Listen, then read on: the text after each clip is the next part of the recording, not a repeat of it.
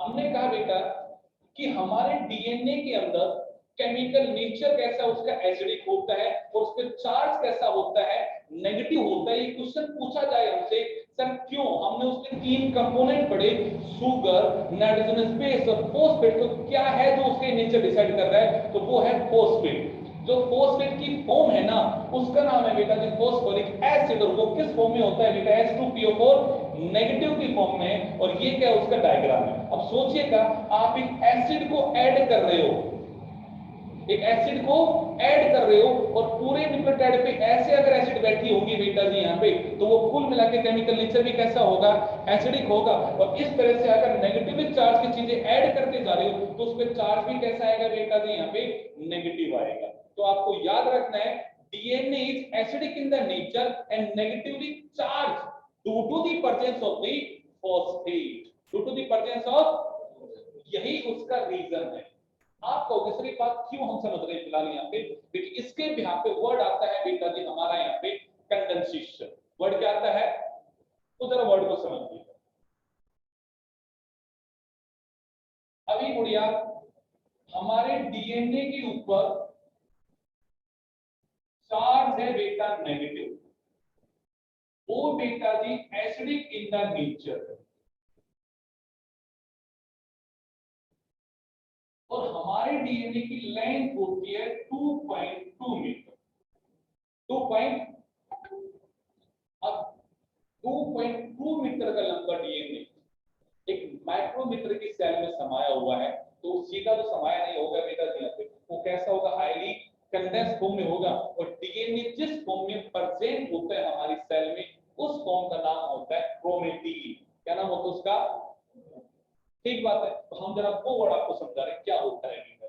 Actually हमारी cell में protein होता है, उसका नाम होता है हिस्टोन प्रोटीन। क्या नाम होता है? अब जरा वर्ड को सुनना, ये प्रोटीन जो होता है ये बना होता है बेटा जी positively charge basic amino acid. ये किससे बना है? Positively charge basic amino acid से।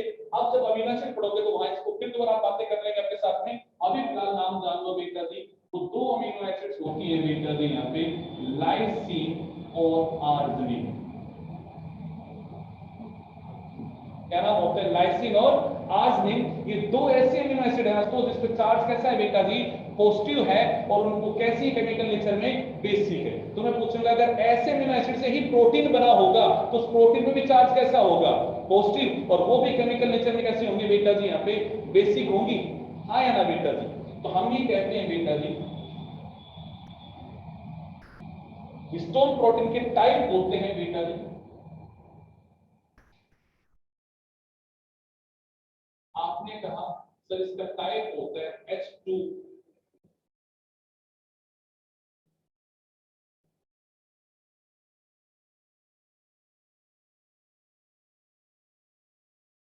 H2A, H2B, H3 और क्या नाम है बेटा जी यहाँ पे? H4। इनकी बेटा दो दो कॉपी। इनकी कितनी कॉपी बेटा जी यहाँ पे? दो दो कॉपी। तो जरा डायग्राम को बनाते हैं। तो ये है यहाँ पे H2A, ये है सर यहाँ पे H2B, ये है सर H3 और ये है बेटा जी हमारा H4। क्या है हमारा? इनकी दो दो कॉपी, मतलब इनके पीछे एक एक कॉपी फॉर्मेटिंग होगी।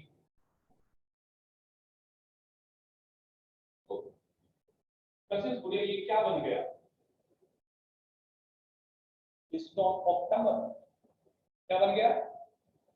देखो नाम क्या बोला मैंने, हिस्टोन प्रोटीन है और कितना हो गया नंबर उसका? 8 हो गया। तो नाम मैंने क्या बोला लक्ष्य इसका? Histone octamer. Octa octa octa का मतलब 8। तो मैंने कहा क्या है यहाँ पे? हिस्टोन का ऑक्टामर। इन सब पे चार्ज कैसा है? कैसा चार्ज है? डीएनए पे चार्ज कैसा है? डीएनए घुमा, डीएनए इस पे घूमा। कितना घूमा? 13/4 टर्न। कितना घूमा? 13/4 turn. Number of base pair की बात की जाए तो होते हैं बेटा जी 146 बेस पेयर। डीएनए इस पे घूम गया। ठीक है बेटा जी। अब आप कहोगे सर फिर आगे तो मैं कहूंगा इसके पास बैठा होता है ऐसे और हिस्टोन, उसका नाम होता है बेटा H1 हिस्टोन। क्या नाम होता है? इसको ही हम एक नाम देते हैं यहाँ पे लिंकर हिस्टोन। इस नाम से क्या समझा कि सर ऐसे जो ऑक्टामर्स बने होंगे उनका आपस में क्या करेगा, लिंक करेगा, उनका आपस में क्या करेगा। तो सर इसके साथ एक छोटा सा डीएनए बैठा है, तो इस डीएनए को हम क्या बोल देंगे बेटा जी यहाँ पे, लिंकर डीएनए। क्या बोल देंगे? इस डीएनए में कितने होते हैं बेटा जी, 55 बेस पेयर। क्या होते हैं 50? इस पूरे स्ट्रक्चर को बेटा हमने नाम दिया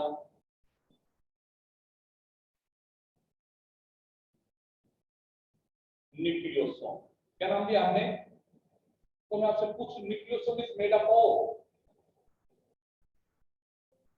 of histone, protein and DNA. When the DNA get wrapped over the histone protein, then the structure that form is known as nucleosome. दोबारा सुनो मैंने क्या बोला चारू?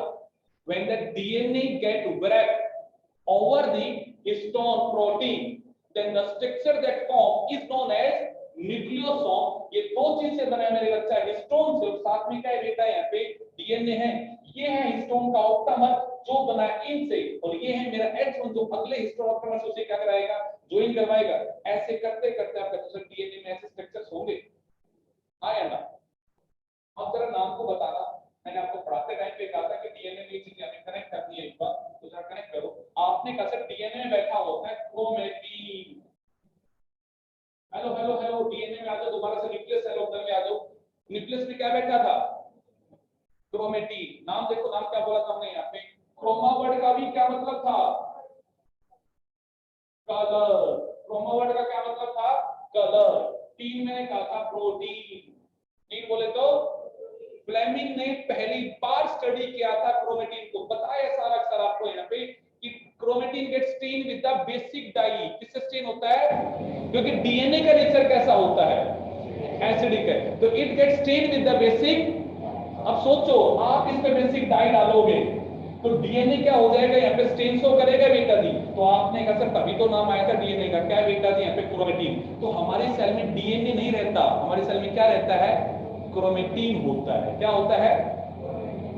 अभी गुड़े ने मुझसे क्वेश्चन पूछा था कि क्रोमेटिन की सर कंपोजिशन क्या होती है, तो वो कंपोजिशन मैं आज आपको समझा रहा हूं गुड़िया, डीएनए प्लस में प्रोटीन। बट अब सोचो डीएनए अपने आप को एक्सप्रेस कर रहा है, डीएनए अपने आप को क्या कर रहा है, तो किसकी फॉर्म में एक्सप्रेस करेगा, आरएनए बनेगा डीएनए पे, और वो आरएनए आगे जाके काम करवाएगा बेटा जी यहाँ पे। तो आपने कहा सर आरएनए भी यहाँ पे बन रहा होगा, तो मुझे यहाँ पे तीन चीज दिखाई दे रही है, डीएनए होगा, आरएनए होगा, और मेरा यहाँ पे क्या होगा, प्रोटीन होगा, उनसे मिलके बना होता है क्या बेटा जी, मेरा यहाँ पे क्रोमेटिन। तो अब आपसे पूछा जाए चारों उस सेल में जाके दोबारा से सेल ऑर्गेनल वाले चैप्टर में कि न्यूक्लियस में क्रोमेटिन किसका बना होता है, तो किससे बना होता है, हिस्टोन।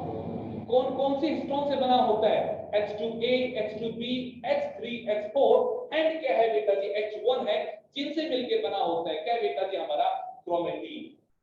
मैं आपसे क्वेश्चन पूछूं repeating unit of the chromatin क्या है, इसका जवाब दे दिया, कल आपको पुरस्कार से सम्मानित किया जाएगा।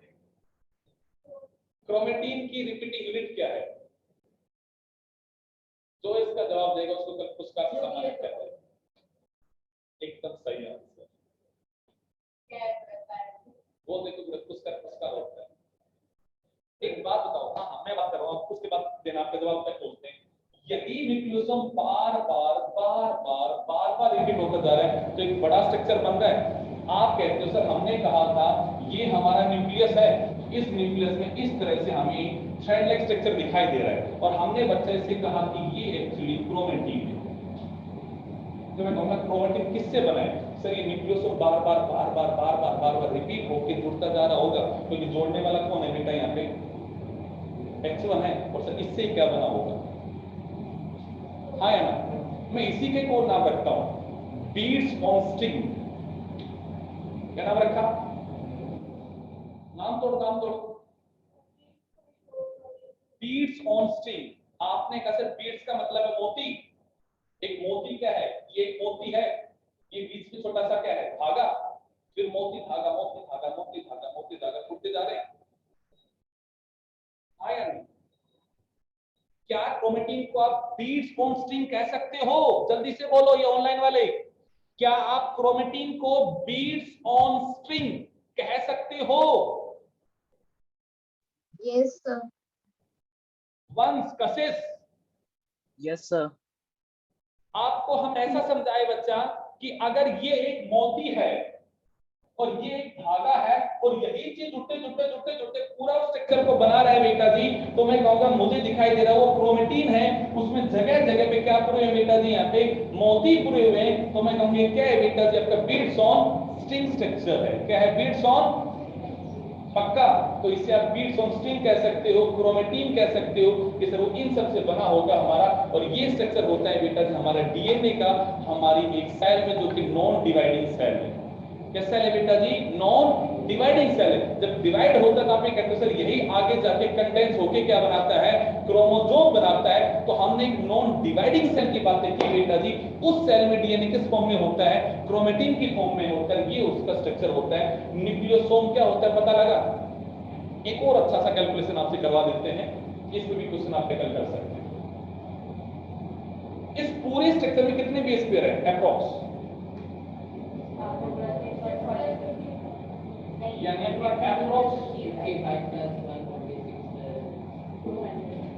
अप्रॉक्स 2 है। 140 प्लस 55 मतलब 201, हमने कितना बोल दिया? 200। हाँ है ना?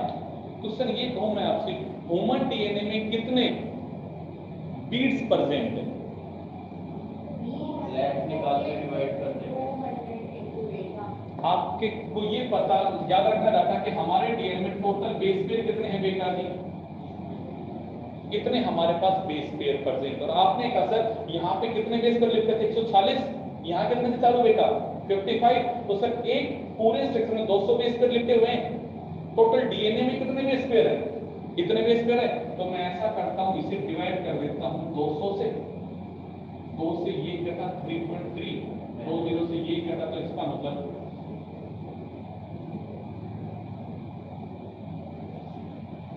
बिट्स बैठे हैं, हाँ या ना?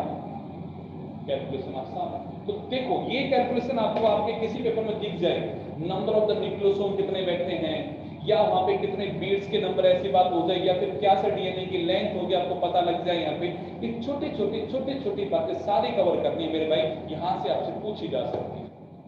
बताओ यहाँ तक का समझ में आया कि नहीं आया? इसके साथ ही आपका न्यूक्लिक एसिड समाप्त होता है, आपका पहला बायोमोलिक्यूल आपका खत्म होता है